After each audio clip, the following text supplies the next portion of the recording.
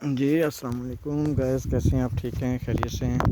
अच्छा, ये मैंने फरवरी के 5 तारीख को बैंगन, सब्ज़ मिर्च, धनिया, पालक और ये मेरी भिंडी है जी।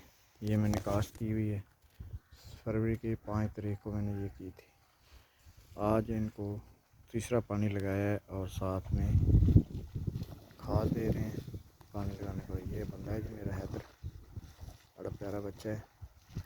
ये खाद दे रहा है पानी में।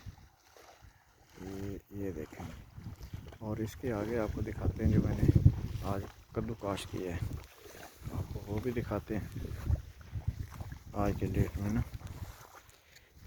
3 कनाल मैंने कद्दू काश किया है। आज हो गई मार्च की 3 तारीख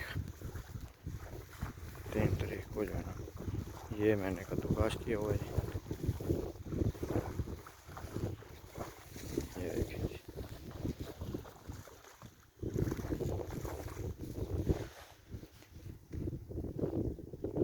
ये सारा कद्दू काश किया है मैंने।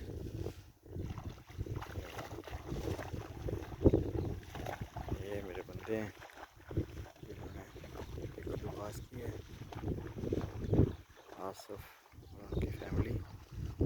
और ये जनाब कद्दू काश किया मैंने।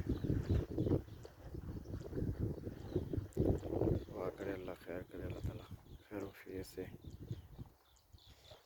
पाए तकमील तक पहुँच जाए, इनका उगाव अच्छा हो जाए।